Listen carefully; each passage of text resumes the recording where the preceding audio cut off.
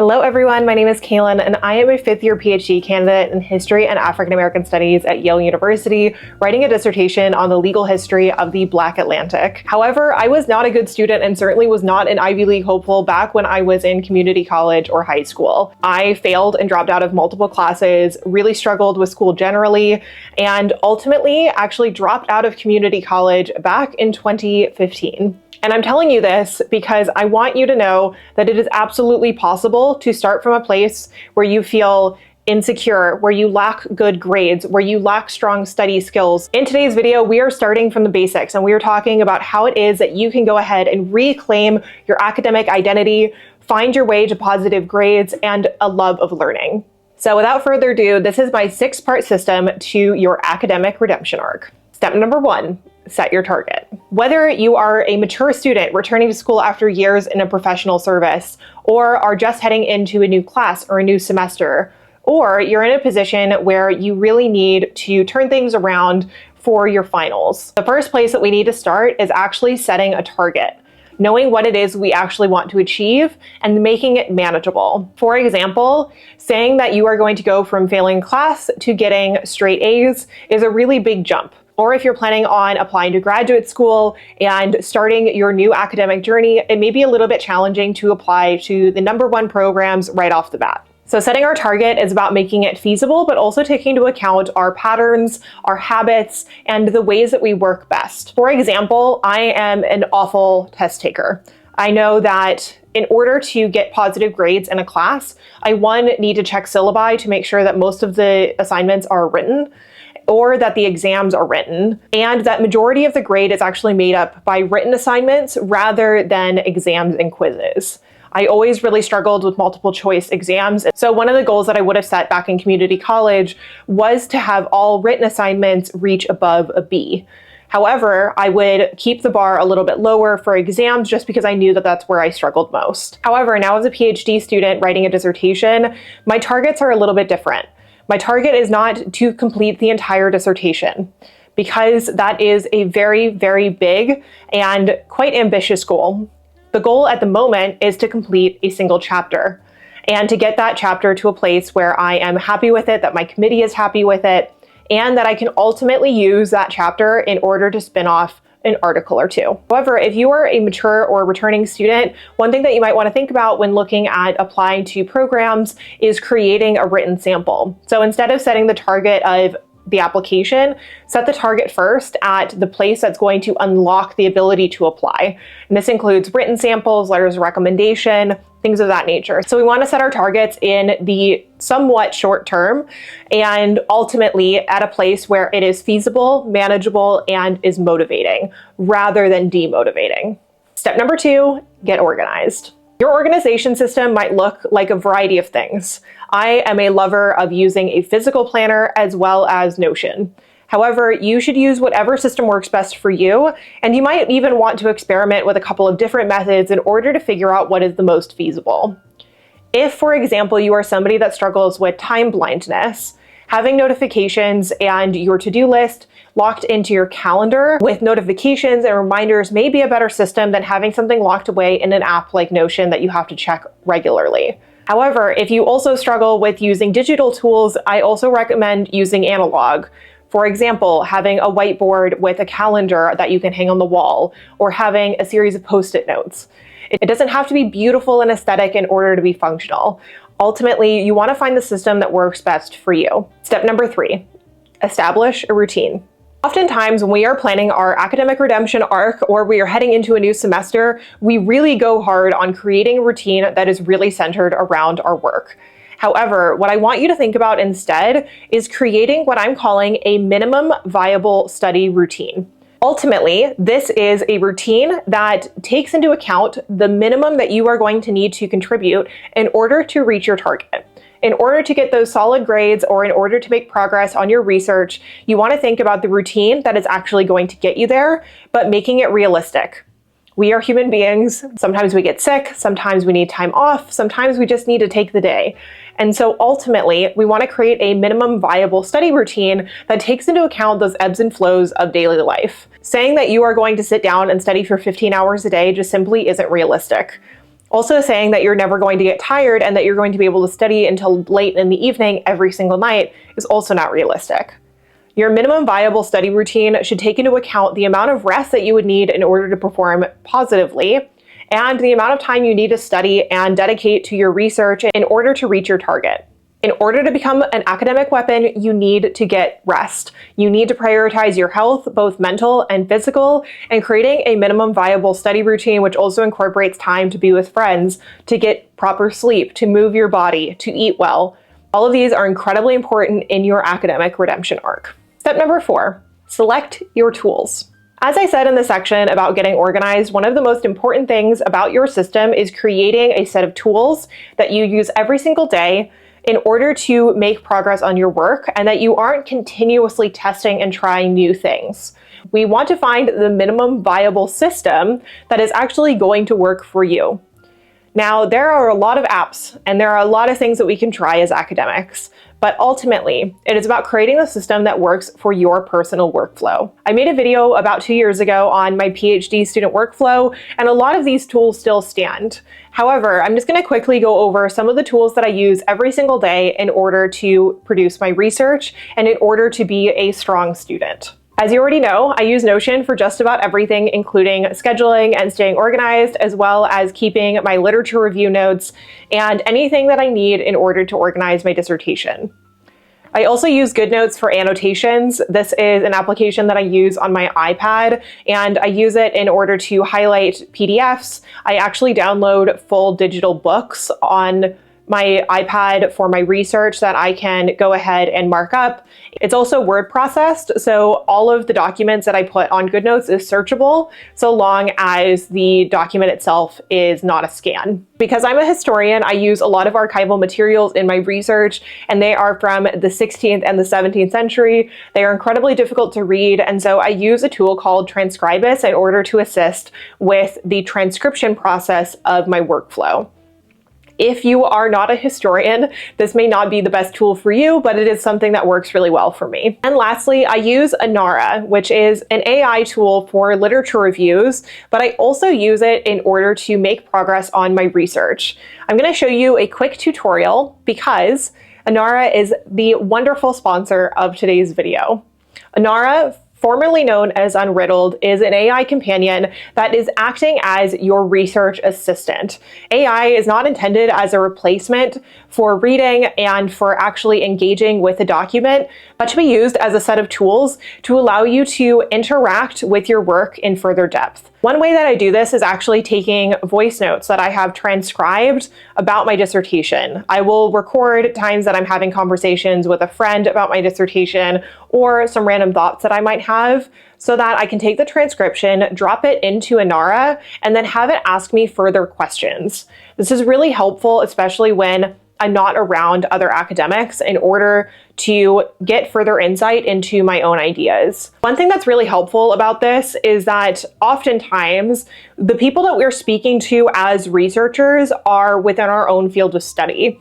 And so the questions that they're going to ask are really in depth, and those are incredibly important, especially because people in your field of study are going to know the literature, they're going to know the theory that is behind it. But what's nice about Inara is that it's going to take questions that a general layman might ask. We as PhD students and researchers often get so clued in on our subject matter that we forget to zoom out and actually think about how we would describe our research and how it is that we would articulate the impact of our research to a general person. Another way that you can use Inara is not just uploading documents for your readings, but also uploading your notes.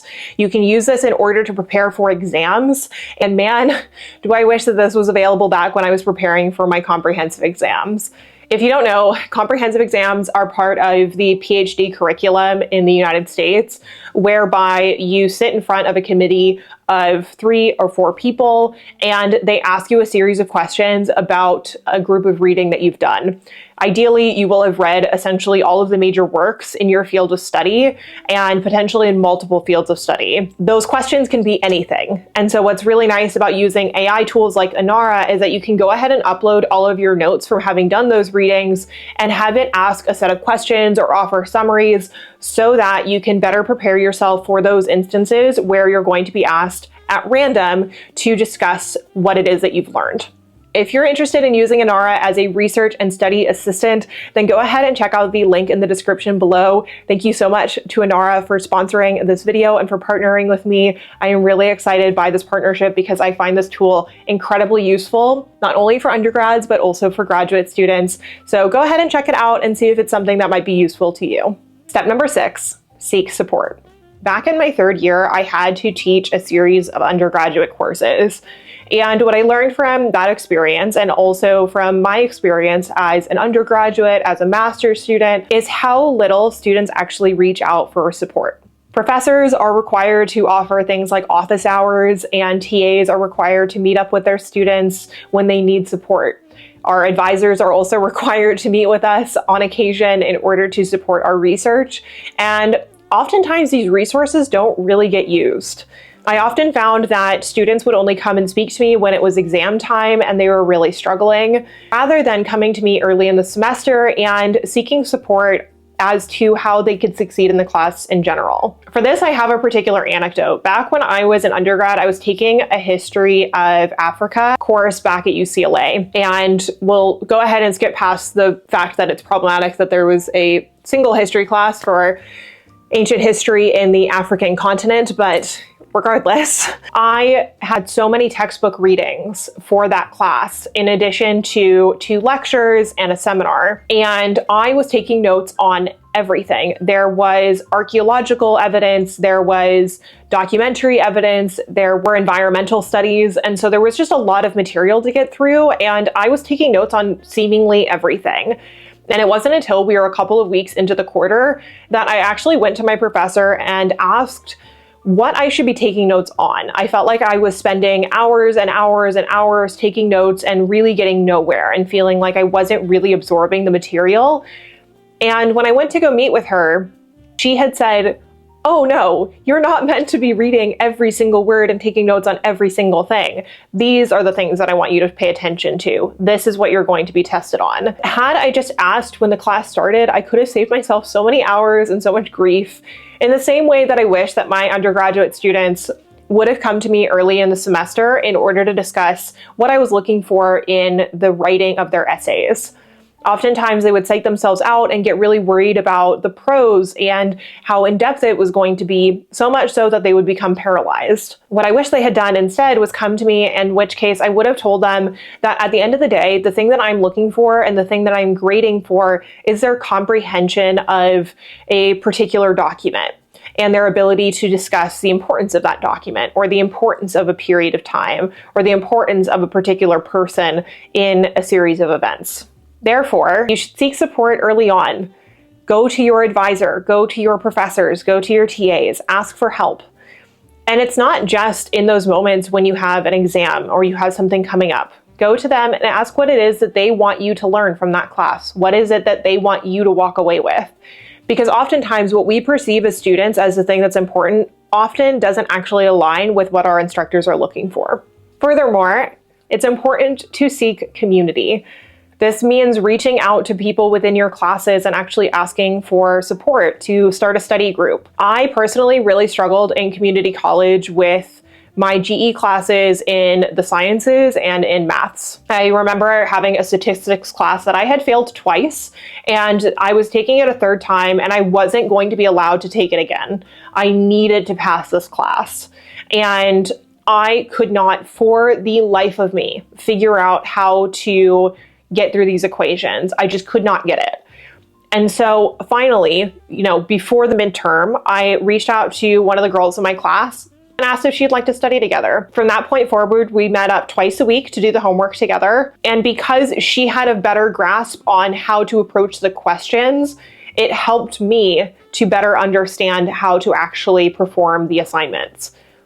Sometimes our professors aren't actually very good at articulating things in a way that resonates with everyone. And this is where reaching out to your classmates, reaching out to your colleagues, and finding community around the classes that you're taking or the research that you're doing is so crucial. However, if you are a distance learner, a non-traditional student, or an independent researcher, you might not have access to the same kind of connection opportunities that you would if you were on campus.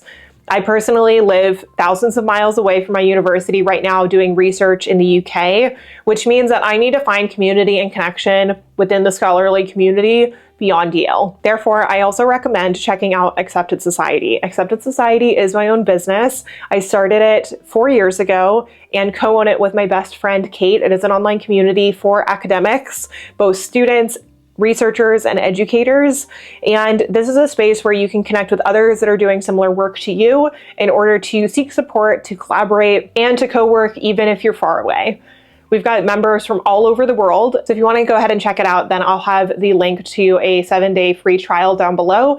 Academia doesn't have to be isolating. This doesn't have to be a lonely experience. So if you can just be brave and ask for support by reaching out to your colleagues, to making connections beyond the classroom, and to actually speaking to your instructors, I am certain that you will have a much better experience. And finally, it's time to lock in.